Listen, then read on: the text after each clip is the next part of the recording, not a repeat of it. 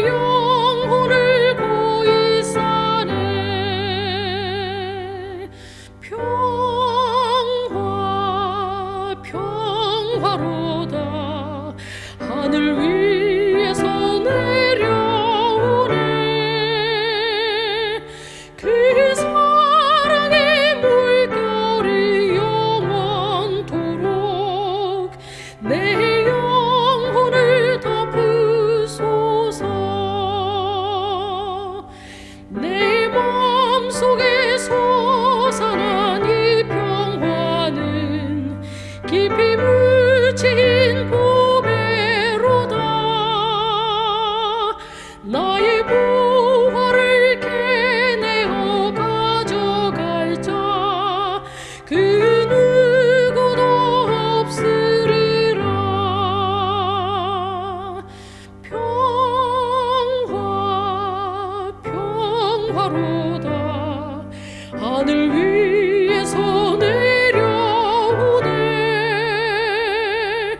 그 사랑의 물결이 영원토록 내 영혼을 덮으소서. 내 영혼의 평화가 넘쳐남은 주의 축복을 받음이라.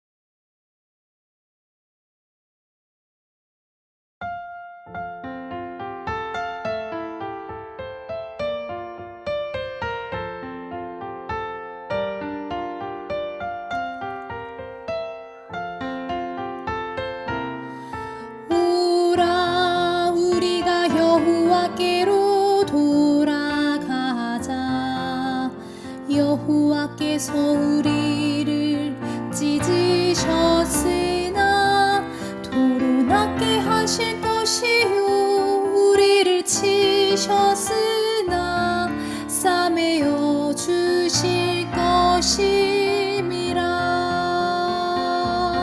여호와께서 이틀 후에 우리를 살리시며 셋째 날에 우리를 일으키시리니 우리가 그의 앞에서 살리라. 그러므로 우리가 여호와를 알자. 여호와를 알자. 힘써 여호와를 알자. 힘써 여호와를 알자. 그의 나타나시는 새벽빛까지 어김없나니 비와 같이 땅을 적시는 늦은 비와 같이 우리에게 임하시리라. 우리에게 임하시리라. 힘써 여호와를 알자. 힘써 여호와를 알자. 그의 나타나심은 새벽빛같이 어김없나니 비와 같이 땅을 적시는 늦은 비와 같이 우리에게 임하시리라. 우리에게 임하시리라. 호세아 6장 1절로 3절.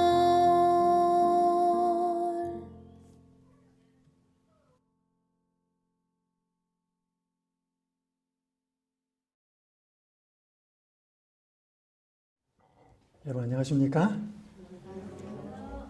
이번 시간과 다음 시간은 사도행전을 여행해 보는 시간을 갖도록 하겠습니다. 여러분들이 길을 걷거나 또 차를 운전하시다가 이런 현수막을 보신 적이 있을 겁니다. 교통사고 목격자를 찾습니다.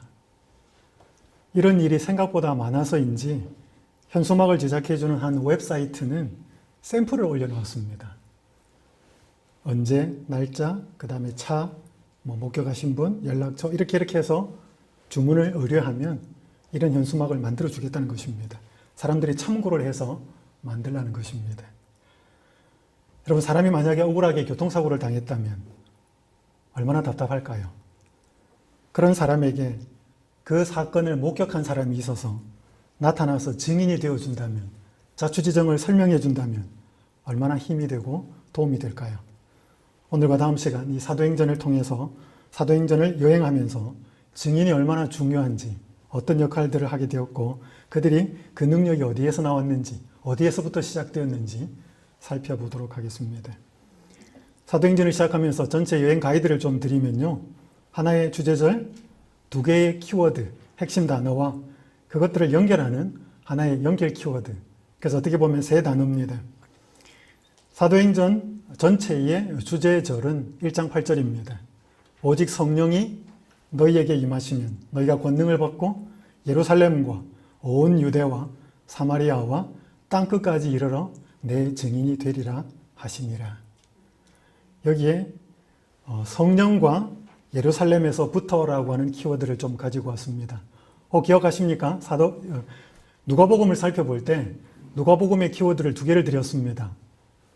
삼위 하나님 중에 2위이신 성자 하나님이 인자로 오셔서 사람의 아들로 오셔서 소외된 자들을 만지시고 구원하시는 그 말씀을 드렸고, 두 번째 시간으로 그 예수님이 하나의 공간적인 이동을 하시는데 예루살렘을 향하여 가셨던 삶의 방향성과 목적성을 분명히 가지셨던 것에 대해서 말씀을 드렸는데, 사도행전의 중요한 두 개의 키워드는 삼위일체 중에 삼위 하나님이신 성령 하나님과 예루살렘에서부터라고 하는 단어를 가지고 왔습니다. 이 두 단어를 연결하는 링크가 증인이라는 단어입니다. 그래서 오늘 이 시간은 이 모든 성령, 증인, 예루살렘이라는 단어가 사도행전 1장 8절에 다 기록되어 있습니다. 그래서 사도행전 첫 번째 시간으로는 이 성령과 증인에 대해서, 다음 시간에는 이 증인이 어떻게 증인의 삶이 예루살렘에서부터 출발하는지 그렇게 살펴보도록 하겠습니다. 먼저 사도행전의 서론 부분을 조금 말씀을 드린 다음에 본론을 살펴보겠습니다. 누가복음을 기록한 저자와 사도행전의 저자는 같습니다. 수신자도 같고요. 여러분 신약 성경을 나중에 이제 이렇게 읽어보실 텐데요. 신약 성경을 기록한 사람 중에 뭐 여러 사람이 있지만 신약 성경의 세 인물을 주로 좀 기억하시면 좋겠습니다. 한 사람은 누가고, 한 사람은 바울이고, 한 사람은 요한입니다. 뭐 이 세 사람이 거의 신약 성경을 다 기록했는데, 흔히 신약 성경에 가장 양을 많이 기록한 사람이라면 바울을 이해하시는데, 물론 바울이 히브리서까지를 포함하면 14권의 서신서를 기록했는데 분량으로 보면 누가가 가장 많습니다. 그래서 신약의 모든 헬라어 단어 수를 이렇게 계산을 해보면 사도행전과 누가복음이 신약 성경의 27.5%를 가리킵니다. 그러니까 신약 성경에 가장 많은 내용을 기록한 사람은 누가예요. 왜냐하면 누가복음이 24장까지밖에 안 되어 있지만 누가복음 1장 같은 경우는 80절이거든요. 마태복음이 27장이지만 오히려 복음서도 누가복음이 가장 깁니다. 지난 시간에 사도행전 시간에 누가복음 시간에 말씀드린 것처럼 성경 기자 중에서 유일한 이방인이라고 하는 것을 다시 한번 좀 기억하시면 좋겠습니다. 이것이 쓰여진 때는 바울이 재판을 받기 위해서 로마로 가서 죄수의 신분으로 가서 가택연금대에 있습니다. 일반 감옥은 아니었습니다. 셋집에 옛날에 우리 정치인이 바깥에 못 나오고 이렇게 갇혀 지냈던 그런 것처럼 가택연금이 되어 있는 2년 동안에 쓰여진 것으로 알려져 있습니다. 왜냐하면 그때 이후 만약에 바울이 가택연금된 상태에서 나와서 복음을 전한다든지 어떤 뭐 상황이 생겼으면 반드시 사도행전에는 기록이 됐을 것인데, 사도행전이 딱 바울이 로마에 가서 2년 동안 있는 그것으로 끝이 나기 때문에 그 이후의 기록은 쓸 것이 없었다는 것을 의미합니다. 그래서 더 이상 누가는 그 이후에 복음이 사도행전의 내용이 기록되지 않은 것을 보아서 알 수 있습니다. 이 세 번째가 중요한데요. 누가복음이 성령으로 잉태되어 출생하신 인자 되신 예수님이 공생애를 사시면서 예루살렘을 향하여 가셔서 예루살렘에서 사명을 다 이루시고 돌아가신 인자 되신 예수님의 이야기라면, 사도행전은 성령으로 잉태된 제자들이 복음을 들고 땅끝까지 전하면서 그들을 사용하신 성령의 이야기입니다. 그래서 누가복음이 예수행전, 뭐 이거는 마태, 마가까지도 공의, 사복음서가 다 예수행전이라고 하는 것은 공감되는 것이고요. 특별히 사도행전은 사도들을 사용하신 성령의 행전이다라고 이해하시면 좋겠습니다. 사도행전은 성령을 받은 제자들이 어떻게 그리스도의 충실한 증인이 되었는지를 보여주고 있습니다. 그래서 사도행전은 1장부터 28장까지 되어 있지만 1장부터 7장까지는 예루살렘에서 성령을 받은 그들이 예루살렘에서부터 증인이 되는 삶을 시작하여서 8장부터 12장까지는 유대와 사마리아에서 증인이 된 이야기, 그리고 13장부터 28장까지는 땅끝이라고 표현되어 있지만 이 사도행전이 기록될 당시로서는 로마, 그 당시 세계 대제국이었던 로마까지 복음이 전해진 것을 설명하고 있습니다. 그리고 사도행전은 누가복음의 속편, 지난 시간에도 말씀드린 것처럼 합쳐져 있다는 것, 이것이 따로따로 분리되어서 보면 그것보다 같이 연결된 선상에서 보는 것이 훨씬 더 좋습니다. 그리고 이 사도행전은 사복음서와 편지서를 연결해주는 다리와 같습니다. 물론 사도행전이 전부 편지서에 대한 배경에 대해서 다 설명하는 것은 아니지만, 그래도 이 사도행전을 참고하면 바울이 어떻게 편지를 쓰게 되었는지를 참고할 수 있는 중요한 자료가 됩니다. 그리고 사도행전은 초기 기독교의 역사를 기록하고 있는 역사서이기도 합니다. 이제 성령과 증인에 대해서 살펴보도록 하겠습니다. 사도행전에 성령이라는 단어가 42번 나옵니다. 42번이 기록되어 있지만 성령을 표현하고 있는 대명사, 이렇게 대명사를까지를 포함하면 약 70번이 기록이 되어 있습니다. 여러분, 그만큼 어떤 기자가 많이 반복하여서 기록했다고 하면 그의 생각 속에 많이 자리를 잡았다는 뜻이고 그것이 그에게는 중요했다는 뜻입니다. 증인이라는 단어가 13번 나오고요. 그 다음에 증거하다는 용어까지 합치면 27번이 나옵니다. 어쨌든 간에 이 사도행전은 성령, 증거하다, 증인, 계속 그 부분이 반복이 되고 있습니다. 이 사도행전 주제절에서 말하는 것처럼 증인은 뭘 받아야 된다고요? 성령을 받아야 합니다. 다시 읽습니다. 사도행전 1장 8절. 오직 성령이 너희에게 임하시면 너희가 권능을 받고 예루살렘과 온 유대와 사마리아와 땅끝까지 이르러 내 증인이 되리라 하시니라. 오직 성령이 임해야 너희가 뭐를 받고? 권능을 받고 능력을 받고, 이 두나미스라고 하는 단어가 여러분이 힘, 수완, 능력 여러 가지 뜻이 있는데 여러분이 한 번쯤 들어보셨을 겁니다. 다이나마이트, 폭발을 하게 하는 그 다이나마이트가 이 헬라어 두나미스라고 하는 단어에서 나왔다는 것이고요. 여기서 이 권능은 일반 사람들이 받을 수 없는 성령이 임한 자들만이 받을 수 있는 초자연적인 하늘의 능력, 파워를 이야기하는 것입니다. 그 능력은 자기 혼자 잘 먹고 잘 살아라고 주는 게 아니고 증인이 되기 위해서, 증거하기 위한 목적으로 주어진다는 것입니다. 그래서 우리는 이기적인 목적으로 성령을 구한다면 아마 주어지지 않을 것입니다. 이 증인이라고 하는 단어, 마르투레스, 이 의미의 뜻은 자기가 보았고 자기가 들어서 알게 된 것을 증거할 수 있고 증언할 수 있는 사람, 그런 사람을 뜻합니다. 여러분, 그래서 초기 기독교에 이렇게 자기가 보고 들은 것을 말하지 않을 수 없어서 증거하다가 많은 사람들이 죽었습니다. 그래서 순교자가 나왔죠. 그래서 이 증인이라는 단어에서 나온 또 다른 단어가 순교자라는 단어입니다. 제자들은 예수님에 대해서 많이 보고 들었습니다. 이런 보고 들었다고 해서 다 증언할 수 있는 것은 아니에요. 용기도 있어야 되고 힘도 있어야 됩니다. 담대해야 되고. 마치 그것은 뭐예요? 아무리 정교하게 기술적으로 잘 자동차 엔진을 만들어 놓았다고 해서 이 것까지 잘 만들어서 멋지게 이 자동차를 만들어 놓았지만 이 자동차에 뭐가 없으면, 기름이 없으면 무용지물인 것처럼 마치 사도행전에서 증인의 삶을 산 제자들이 엔진과 같다면 그 엔진들을 강력하게 움직여 놓았던 그 능력은 기름이었다는 거죠. 그것이 바로 성령이었다는 것입니다. 우리는 이 사실을 한번 좀 기억하면서 과연 그들이 성령을 받기 전의 모습과 성령을 받고 난 후의 모습이 어떻게 달라졌는지 한번 살펴보면 좋겠습니다. 그들이 성령을 받았을 때는 그리스도를 높였습니다. 여기 사도행전 4장에 보면 3장입니다. 이 3장에 보면 베드로와 요한이 기도하러 가죠. 정해진 시간에. 그렇게 성전 미문 앞에 갔을 때 여러분이 잘 아는 것처럼 나면서부터 안전병이 된 사람을 만납니다. 잘 아시죠? 그 사람들에게 가서 베드로가 말합니다. 우리를 보라. 그냥 그 사람이 당연히 쳐다보죠. 무슨 생각으로? 한 푼 줄 건가 보다. 우리를 보라 그랬으니까. 보니까 그 베드로 입에서 나온 이야기를 잘 아시죠? 뭐예요? 은과 금은 없는데. 그러니까 실망했지 않겠습니까?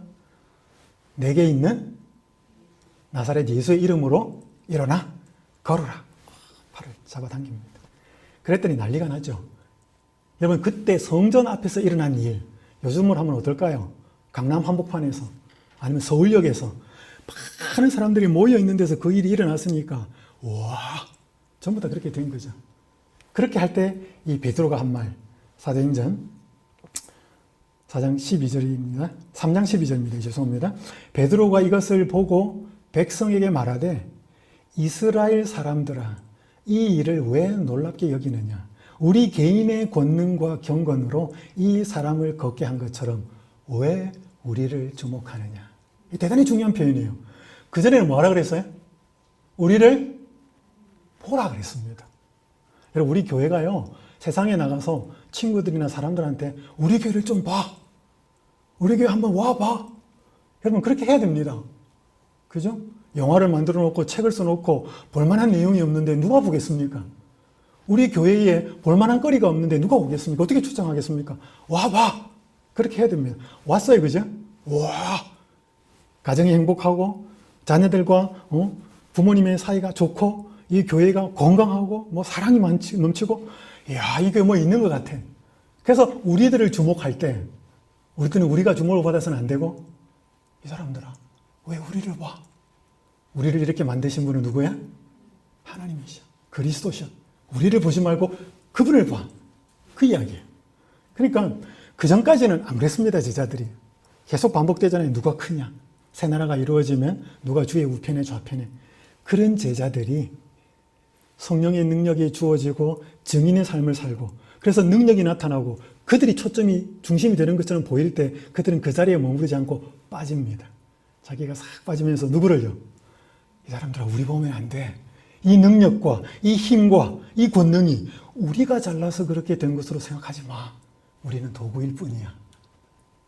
이게 성령 받은 사람의 모습이었습니다. 두 번째, 그들은 대단히 다운되었습니다.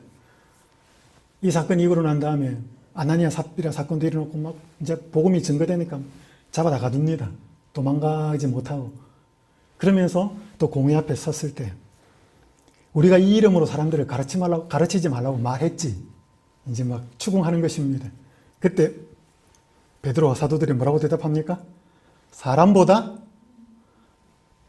하나님께 순종하는 것이 마땅하다. 여러분 이건 목숨 걸어놓고 하는 것입니다. 여러분 사복음서의 제자들 한번 보십시오. 예수님이 겟세마네에서 잡히실 때 제자들은 어떻게 했죠? 다 튀었습니다. 베드로가 그 계집종의 그 몇 마디에 뭐예요? 저주하면서 예수님을 3번이나 부인합니다. 왜? 자기 목숨 살려고. 그렇게 했던 제자들이 성령을 받고 나니까 뭐예요? 담대해지는 것입니다. 하나님이 두려우면 인간이 두렵지 않은 것이지요. 그렇게 성령 받은 사람들은 바뀌었습니다. 세 번째는 예수님의 이름으로 받는 고난을 기뻐합니다. 여기 사도행전 5장 그 뒷부분에 보면 그들의 옳게 여겨 사도들을 불러들여 채찍질하며 예수 이름으로 말하는 것을 금하고 놓으니 사도들은 그 이름을 위하여 능력받는 일에 합당한 자로 여기심을 기뻐하면서 공회 앞을 떠나니라. 야, 나 같은 사람이 뭔데 그리스도가 가신 길을 나로 하여금 같이 가게 하는가. 여러분들 제가 목회를 하면서 이렇게 주부들 이렇게 질문을 해보면 거의 같은 대답이었습니다. 친정엄마가 언제 제일 생각났습니까? 그렇게 종종 물어봤어요, 제가. 그럼 그분들이 한결같이 나온 대답이 뭐예요? 애 낳을 때, 출산할 때. 그렇게 내가 아파할 때 뭐예요? 아, 엄마가 나를 이렇게 아프게 낳았겠구나. 그러니까 엄마가 되어가는 과정 속에서 엄마의 고통에 동참하면서 뭐예요? 엄마를 더 깊이 이해하게 되는 거죠. 그리스도가 가신 그 고난에 내가 동참한다는 그 자체로 뭐예요? 그분을 더 깊이 알게 되고, 야, 그분이 이렇게까지 갔겠구나. 나도 그 자리에 불러주신 거. 너무나 감사하고 기뻐하는 것이 이게 그냥 되는 게 아니고 성령을 받을 때 가능하다는 것입니다. 그리고 사도행전 11장 25절 26절에 보면 그리스도처럼 살아가게 되는데 이 바나바가 이제 사울을 찾아와가지고 같이 팀 목회를 제안하지 않습니까? 그러면서 이 안디옥에서 1년 동안 열심히 사람들을 가르치고 말씀을 전했을 때 그 제자들이 안디옥에서 듣게 된 호칭이 있었습니다. 잘 아시죠? 그리스도인. 이 의미가 뭔지 아시죠? 그들의 말과 그들의 행동이 그리스도와 같았기 때문에 예수님 말하는 게 저 사람들한테 나타나고 예수님의 사랑과 행동이 저 사람들한테 나타나니까 그렇게 이름이 붙여진 거죠. 그리스도와 같은 사람이다. 그리스도인. 우리가 이 호칭을 우리가 교회 다니는 신자에게 많이 붙이지만 이 원래의 의미를 생각한다면 참 붙이기가 부끄러울 때가 많습니다. 그러니까 여러분 증인의 삶은 말로도 하지만 뭐예요? 삶이 달라진다는 것이죠. 그리스도가 보여지는 삶, 성령 받은 삶인 것이지요. 여기 터툴리안이라고 하는 터툴리안이라고 하는 2, 3세기 기독교 교부가 그가 예수님을 알지 못하는 사람에게 전도할 때 늘 이런 말을 했다고 합니다. 여러분, 예수 믿는 사람처럼 그렇게 서로 사랑하는 사람을 보신 적 있으십니까? 이게 터툴리안이 당시에 비신자들에게 전도하면서 한 말이에요. 이 터툴리안이라는 사람은 최초로 삼위일체라는 말을 썼습니다. 기독교에서 대단히 변증가예요. 아주 탁월한 신학적인 변론가지만 복음을 열심히 전한 교부였습니다. 그 사람들이 바깥에 나가서 예수 안 믿는 사람들에게 증거할 때 여러분 예수 믿는 사람처럼 그렇게 서로 사랑하는 사람을 보신 적이 있습니까? 그렇게 전도하고 다녔다는 거예요. 그러니까 그 당시 초기 기독교의 교인들 그리고 성령을 받은 사람들은 곧 무슨 사람으로 통했는가 하면 사랑하는 사람, 사랑할 줄 아는 사람, 그런 사람으로 통했다는 것입니다. 여러분 여기에 그리스도처럼 살아가는 모습, 그리스도를 위하여 고난을 받는 것을 기뻐하는 모습, 아주 담대하고 두려워하는 모습, 사람을 두려워하지 않고 아주 담대한 모습, 두려워하지 않고 그 다음에 그리스도를 높이는 이런 모습들이 오늘 우리의 모습과 좀 가까운가요? 거리가 먼가요? 이런 모습들이 그냥 주어지는 죄된 본성을 가진 인간의 모습이 아니라 성령을 받은 자의 모습이라는 것이고 그들이 증거의 삶을 살 때 나왔다는 것입니다. 자, 그러면 이제 제자들이 어떻게 이런 성령을 받게 되었는지, 그래서 증인의 삶을 살게 되었는지 살펴보기 전에 우리가 다 아시는 것처럼 오순절에 제자들에게 성령이 임하지 않습니까? 그 성령이 임했다는 것을 우린 제자들이 성령을 받았는데 하늘에서는 도대체 무슨 일이 일어났기에 제자들에게 풍성하게 성령이 임했냐 하는 것입니다. 여기 시편 133편 1절에서 3절, 3절까지 되는 시편 133편 1절 이렇게 말합니다. 보라, 형제가 연합하여 동거하며 어찌 그리 선하고 아름다운고 머리에 있는 보배로운 기름이 수염 곧 아론의 수염에 흘러서 그 옷깃까지 내림 같고 헐몬의 이슬이 시온의 산들에 내림 같도다.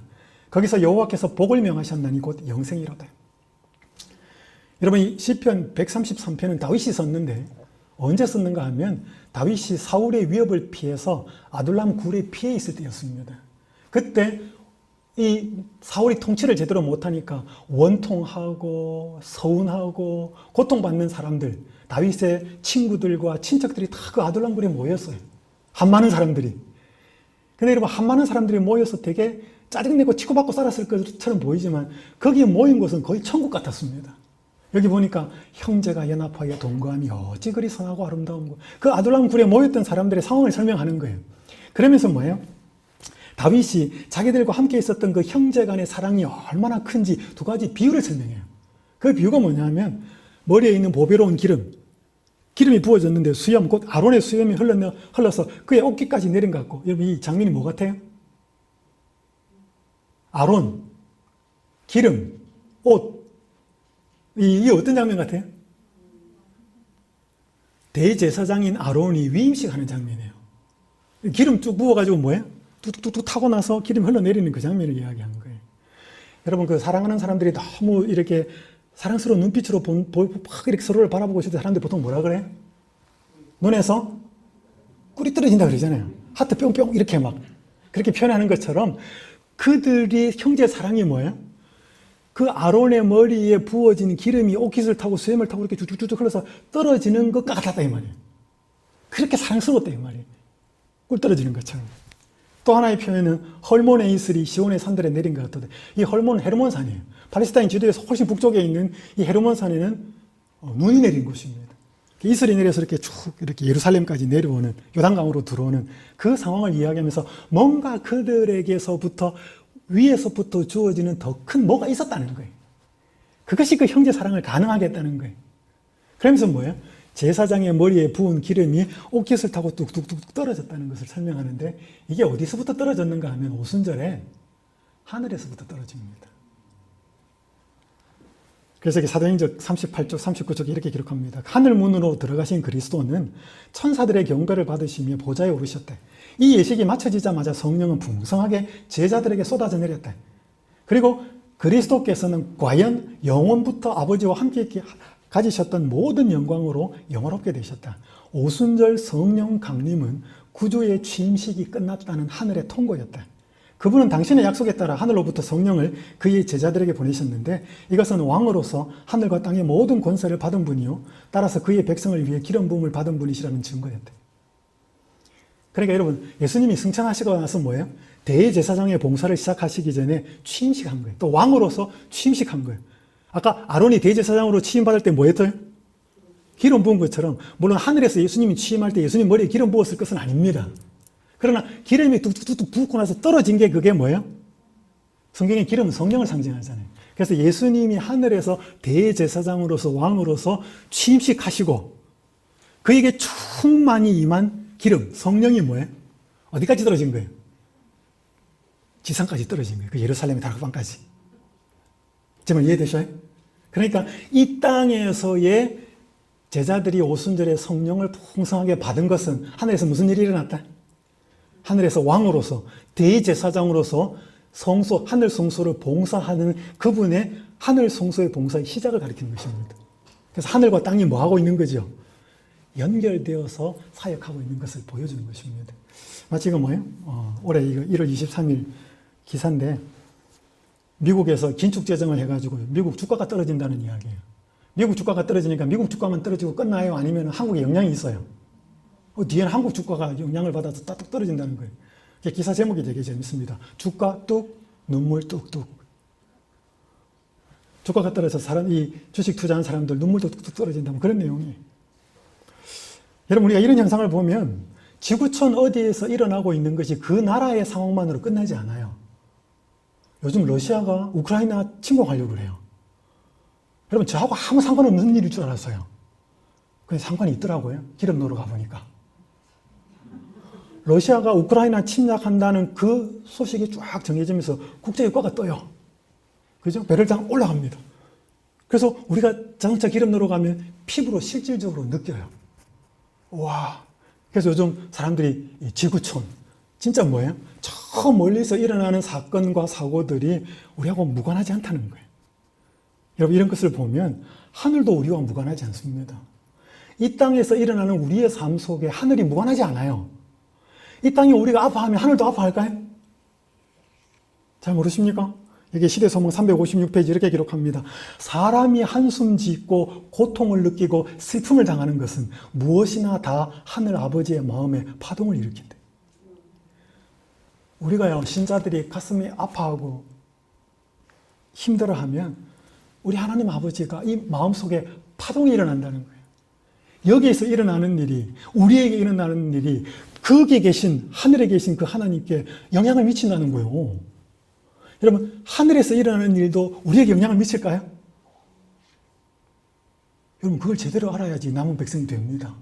하늘 성소에서, 하늘 지성소에서 무슨 일이 일어나는지를 무관하지 않고 예수가 어디로 가든지 그 예수를 보고 따라가는 자가 14만 4천이라고 성경에 기록되어 있지 않습니까?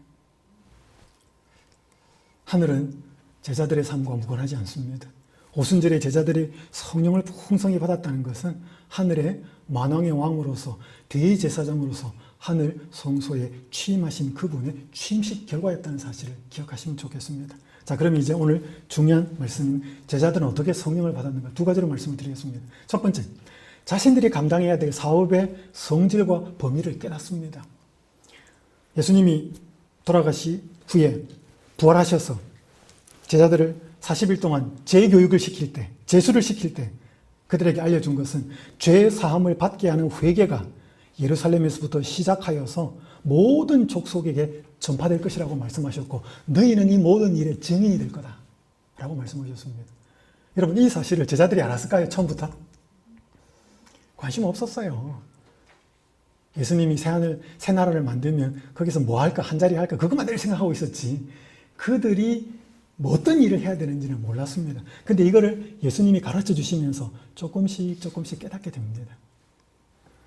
여기 사도행전에 보면 이렇게 기록합니다. 그들은 그들의 사업의 성질과 범위를 깨닫고 그들에게 위임된 진리를 세상에 선포해야 한다는 것을 깨닫기 시작했다.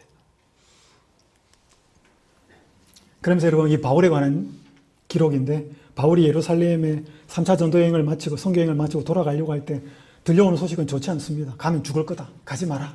그런 이야기를 할 때 계속 갑니다.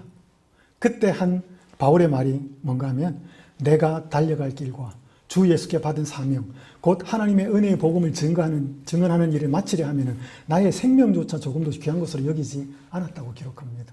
여러분, 여기에 두 끝이 명자로 끝나는 단어가 있습니다. 사명, 생명. 보통 사람에게는 사명이 중요해요? 생명이 중요해요? 보통 사람에게는 생명이 제일 중요합니다. 근데 이걸 바울에게는 어땠어요? 내 생명보다 더 중요한 게 뭐다? 사명이다. 여러분, 바울이 이걸 깨달았잖아요. 그럼 바울만 아니라 제자들도 이걸 깨닫습니다. 이게 얼마나 엄청난 일이라는 것을. 제가 고등학교 다닐 때 국어 교과서에 나오는 한 글이 이런 것이었습니다. 조문도 석사가의. 아침 조자에 들을 문자에 도할 때 도자입니다. 석, 저녁에 사, 죽어도 가의 좋다. 아침에 도를 들으면 저녁에 죽어도 좋다. 이제 고등학교 2학년 때인가 1학년 때가 나온 국어 교과서인데 너무 말이 멋있었습니다. 이게 막 외워졌습니다. 그냥. 공자가 한 말입니다. 논어에 나오는 이야기인데. 여러분, 어떤 도를 들으면 아침에, 이 듣다는 말은 그냥 듣는 게 아니고 깨닫는 거죠. 도를 깨달으면, 어떤 도를 깨달으면 저녁에 죽어도 좋을까요? 여러분, 우리 쓰는 말 중에 죽어도 여한이 없다. 어떤 도를 깨달으면 죽어도 괜찮을까요? 예수 그리스도. 예수 그리스도도 도입니다. 도. 우찌무라 간조라고 하는 일본의 개신교의 유명한 사상가가 있습니다. 크리스찬이죠. 일본의 참 큰 부자가 명성이 차차하니 우찌무라 간조를 저녁 식사에 초대합니다. 엄청나게 차려놓고 대접을 합니다. 근데 우찌무라 간조 선생이 별로 말이 없어요. 밥을 이렇게 잘 먹고 그냥 가다가 인사를 합니다. 근데 그 인사가 아주 모욕적인 말이었습니다. 잘 먹었다 이 돼지야. 그러니까 이 사람이 너무 황당했습니다. 기껏 불러서 식사 대접을 잘 했는데 그 훌륭한 고귀한 인격을 가진 우찌무라 간조 선생이 가면서 뭐예요? 잘 먹었다 이 돼지야. 그 앞에서는 내색을 못하고 집에 들어와서 밤에 잠이 안 옵니다. 도대체 그 사람이 왜 이런 표현을 썼을까? 생각이 점점 깊어집니다. 그분의 인품으로 보아서 말을 함부로 할 사람이 아닌데 생각해 보니까 자기 삶이 뭐예요? 잘 먹고 잘 사는 삶이었습니다. 자기가 보니까 이 말이 진짜 맞아요. 잘 먹고 잘 살다가 그저 소망 없이 죽어가는 돼지 같은 삶이었다는 것을 깊은 깨달음을 얻고 다음날 우찌무라 간조를 찾아갑니다. 그 말씀을 해주셔서 감사합니다. 그러면서 회개를 해요. 이것도 이렇게 들을 사람이나 하지 저희가 그렇게 말하면 목회 못합니다. 여러분, 제자들의 생각이 바뀝니다. 잘 먹고 잘 살기 위한 그 욕망에서 하나님 나라의 사업과 성질을 깨닫고 땅끝까지 이르러 증이 되어야 한다는 사실을 깨닫기 시작해요. 이건 놀라운 깨달음이었습니다. 그런데 여러분, 그 깨달음과 자기 자신들의 모습을 보니까 비슷해요? 합당해요? 자격이 있어요? 없어요? 자신들이 그 사업에 적합한 자가 아님을 깨닫고 회개합니다. 합당한 자가 되기를 간절히 기도합니다. 제자들은 약속의 성취되기를 기다리면서 참된 회개로 그들의 마음을 겸비하게 하고 그들의 불신을 자복하였다. 그들이 과거의 3년을 다시 살 수만 있다면 그들은 얼마나 다르게 행동할 것인가를 생각하였다.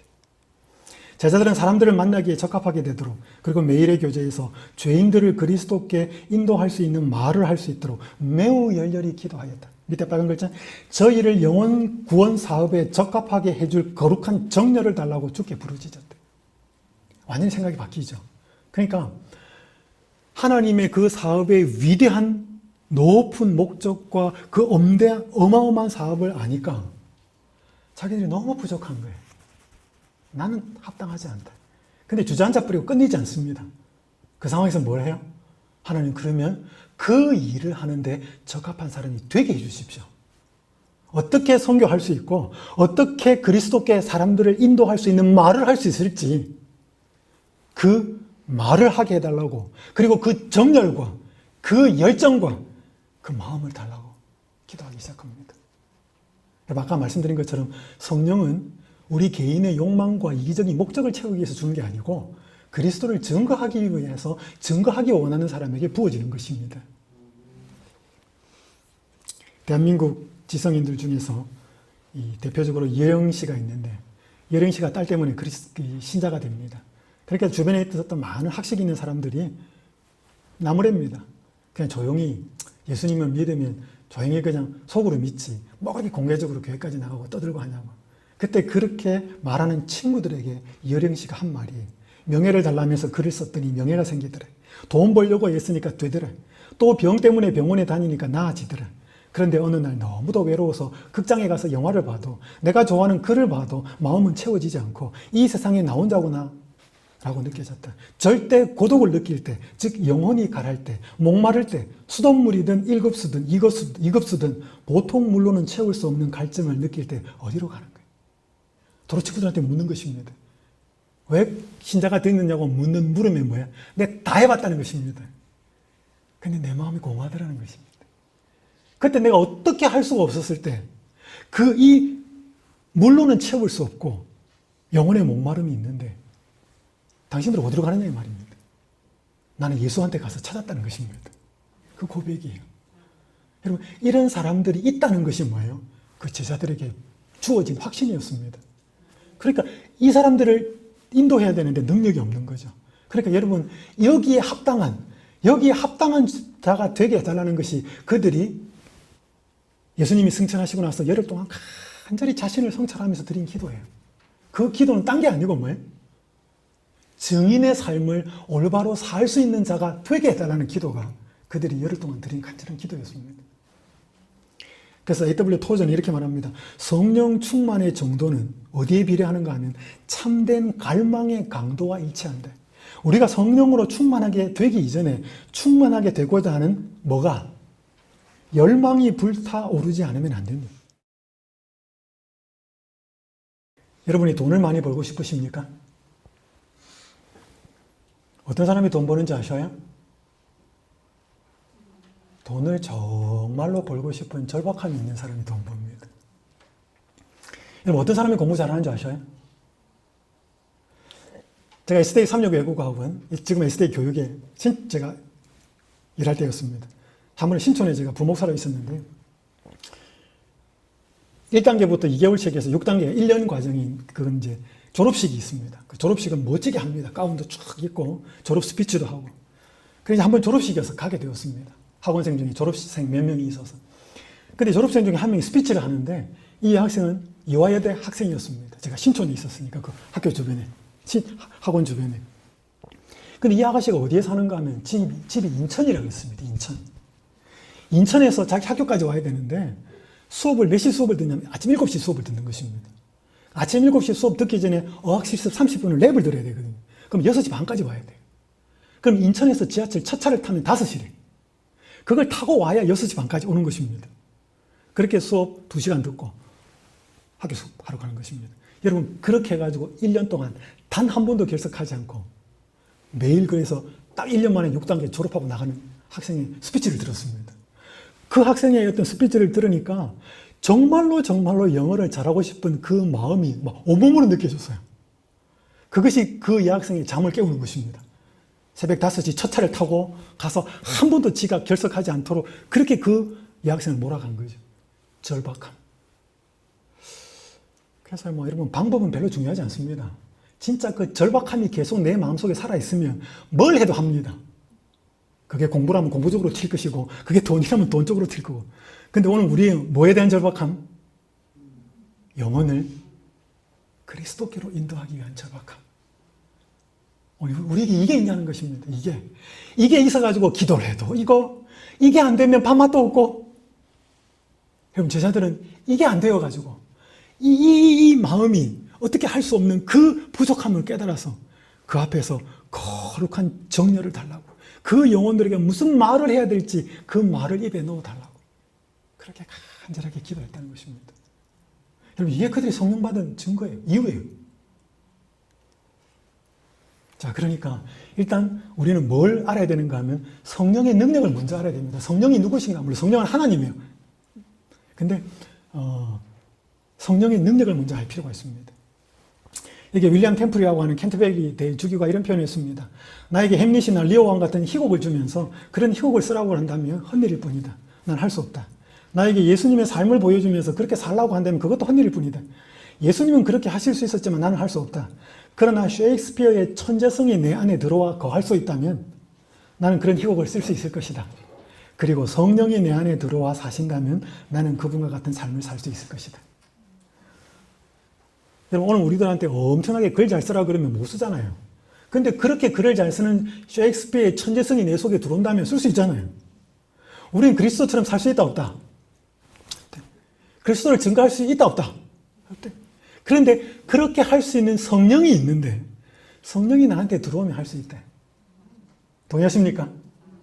그러면 이 성령이 우리에게 들어와야만 하는 필요성이 있다는 것입니다. 그죠? 그래서 먼저 성령이 어떤 분이시고 그분의 능력이 무엇이고 그분이 뭘 하기 원하시는지 예수님의 마음을 알아야 우리 누가복음 살펴볼 때 악한 자라도 자식이 구하는 자에게 좋은 것을 준다. 그 좋은 것을 준다고 마태가 표현했는데 누가는 어떻게 표현했다고요? 구하는 자에게 성령을 주시지 않겠느냐. 그러니까 성령이 인간에게 필요한 가장 좋은 것이라는 것이죠. 하나님 자신이니까. 선물을 주는 게 아니고 그분 자신을 주는 거니까. 그 고마움을 알아야 한다는 것입니다. 제가 미국에서 공부를 할 때 한 여지사님이 들려준 이야기였는데요. 이분이 그 동부에 살고 있었고 딸이 서부에 살았어요. 딸이 오랜만에 동부에 놀러 온 거예요. 엄마는 한국 사람이지만 아버지는 외국인이에요. 그러니까 한국말도 좀 서툴고 막 이렇게 하는데 할머니 집에 오니까 한국 물건들이 많으니까 되게 신기했어요. 막 돌아다니면서 할머니가 그 손녀가 이렇게 막 돌아다니면서 이렇게 만져보고 하는 게 너무 귀여워가지고 뭐라고 이야기했는가? 너가 원하는 거 필요한 거 다 이야기해. 다 줄 테니까. 그때 이 손녀가 뚫레 둘러보더만 할머니 보고 할머니 너 원하면 다 줄 테니까 말해 했는데 뭘 이야기했다고요? 할머니. 여러분 그때 그 집사님의 표현 까무러치는 줄 알았대. 다 원하면 줄 텐데 뭘 원하면 원하는 대로 너 다 가져가. 나 할머니 데리고 가고 싶어. 여러분 우리가 선물도 중요하지만 하나님이 주시는 선물도 중요하지만 하나님 그분 자체를 원하는 것이 필요합니다. 오늘 우리한테. 성령은 그분 자신이 주겠다는 것입니다. 아들을 주신 그분께서. 두 번째, 성령의 능력을 알아야 그것이 얼마나 좋은지를 알고 구하는 것이죠. 두 번째는요, 정말 그게 좀 감사했으면 좋겠다는 것입니다. 이게 사도행전 50페이지 이렇게 기록합니다. 시간이 경과했지만 그의 대리자로서 성령을 보내리라던 그리스도의 고별때의 약속은 조금도 변경되지 않았다. 그때는 주고 지금은 안 주고 그런 거 아니라는 것입니다. 하나님의 은혜의 부요함이 땅으로 흘러내려 사람들에게 이르지 않는 것은 하나님 편에서 어떤 제한을 가하시는 까닭이 아니다. 약속의 성취가 기대한 만큼 나타나지 않는다면 마땅히 감사히 여겨야 할 만큼 그 약속을 감사히 여기지 않았기 때문이다. 원한다면 모든 사람이 다 성령의 충만함을 받을 것이다. 성령의 도움을 대수롭지 않게 생각하는 곳은 어디든지 영적 가뭄, 영적 암흑, 영적 타락과 죽음이 나타나게 된다. 사소한 일에 마음을 빼앗기면 교회의 성장과 번영에 필수적이며 또한 다른 모든 축복도 함께 가져다주는 하나님의 능력이 무한히 제공된다 해도 소용이 없게 된다. 그러니까 하나님께서 성령을 주신다는 것이 정말로 고귀한 약속이라고 하는 것이 감사해져야 돼요. 하나님 자신을 주겠다는 것. 우린 사업도 잘 되게 해달라. 몸도 건강하게 해달라. 남편 비즈니스도 잘 되게 해달라. 자식도 좋은 대학 가게 해달라. 많은 요구 조건들이 있는데 그런 선물들보다 선물 그 자체이신 그분을 먼저 감사해 하지 않는다면 그런 사람에게는 성령이 내리기 어렵다는 것이죠. 그러면서 하시는 말씀이 뭐예요? 사소한 일에 마음을 빼앗기면 성령을 내려도 성령을 주셔도 내리는지도 모른다는 것입니다. 여러분이 잘 아시는 찬미가 225장 빈들의 마른 풀같이 잘 아시죠? 빈들의 마른 풀같이 시들은 나의 심령 주님의 허락한 성령 간절히 바랍니다. 감으로 메마른 땅에 단비를 내리시듯 성령의 단비를 부어 새 생명 주옵소서. 이것들이 이 가사의 정말 간절한 기도와 바람이 여러분과 저의 바람과 기도가 되었으면 좋겠습니다. 한 분이 성령을 구하는 기도를 간절하게 드린 그 개인의 간증을 이렇게 기록했습니다. 저와 아버지의 관계는 늘 복잡하게 얽혀 있었습니다. 제가 유년기와 청년기를 지나면서 끊임없이 기도했던 것은 저와 아버지의 관계가 호전되는 것이었습니다. 하지만 우리 관계는 점점 악화되었습니다. 6, 7년이 흘렀습니다. 그러던 어느 날 하나님은 제 마음속에 있는 공허함을 채워주셨습니다. 성령을 주제로 공부를 위해 기도하던 중 아내와 저는 믿음의 산 경험을 많이 누리게 되었습니다. 우리가 가족을 위해 기도할 때 저는 특별히 아버지를 위한 기도를 잊지 않았습니다. 이 기간 동안 저는 아버지를 사랑할 수 있는 특별한 힘을 얻었습니다. 저는 어릴 때부터 아버지가 제게 잘못하여 마음에 쌓였던 모든 것을 뒤로 하고 그를 용서할 수 있었습니다. 이제 저와 아버지는 좋은 친구가 되었습니다. 아버지는 더 영적인 신자가 되었고 자신의 신앙 경험을 친구들과 나누기 시작했습니다. 그로부터 2년이 지난 지금 저희는 아직도 좋은 관계를 유지하고 있습니다. 이것은 다 하나님의 은혜입니다. 저는 어찌할 바를 모르고 있었습니다. 참 외로웠습니다. 그 뒷부분요. 그러나 제가 성령을 받기 위해 매일 기도하기 시작한 후로 저는 전혀 새로운 차원에서 하나님과 함께 누리는 놀라운 삶을 경험하고 있습니다. 여러분, 우리가 이제 사도행전을 공부하면서 이제 한 가지 기도 제목이 분명하게 나타나야 합니다. 물론 우리는 증인이 되기 위해서 성령을 받아야 합니다. 하지만 우리의 삶의 전반적인 개혁과 전반적인 삶의 변화를 위해서 우리는 반드시 성령이 있어야 합니다. 그렇게 하기 위해서는 첫 번째, 우리가 성령을 매일 간구하는 기도를 드려야 합니다. 제자들이 자신들의 모습과 전혀 그 사업의 능력과 하나님이 요구하시는 표준에 맞지 않다는 것을 절박하게 느끼면서 몸부림을 쳤습니다. 오늘 우리의 마음속에 이런 몸부림과 이런 간절함과 이런 절박함이 있을 때 오늘 우리의 입술로 우리의 삶으로 변화가 나타나는 성령께서 우리에게 주어질 것입니다. 다시 한번 오늘 첫 번째 이 사도행전에 성령, 증인, 이 증인이 입으로만 그리스도를 증거할 뿐 아니라 삶으로서 증거하게 되는 그 증인의 역할을 감당할 수 있는 성령의 약속은 이미 우리에게 주어진 바 되었다는 것 기억하시고 이 중요성과 이 의미와 거기에 대한 하나님에 대한 간절한 감사로 우리의 기도에 성령을 간구하는 기도와 삶이 이루어지기를 간절히 바라면서 말씀을 마치겠습니다.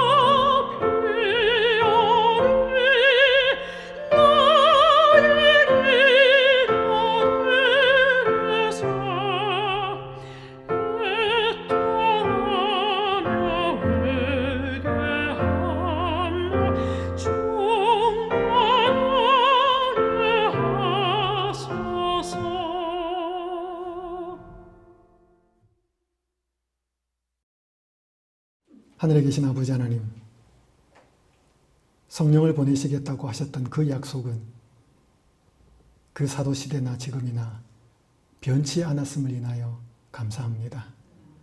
아버지 하나님, 저희의 기도가 언제나 많이 이기적입니다. 저희 자신이 잘 먹고 사는 것은 관심이 많지만 그리스도를 높이고 그리스도를 증거하기 위한 증인의 삶을 살기 위한 기도는 그렇게 드려보지 못했습니다. 아버지 하나님, 저희들의 연약함과 이기심을 불쌍히 여겨주시고 용서하여 주시옵소서. 이제는 저희들의 삶이 변화될 뿐 아니라 그리스도를 증거하는 증인의 삶 살 수 있기를 간절히 원합니다. 그렇게 하기 위해서는 성령이 필요하오니 약속하신 성령을 받을 수 있도록 인도하여 주시옵소서. 예수님의 이름으로 간절히 기도드리옵나이다. 아멘.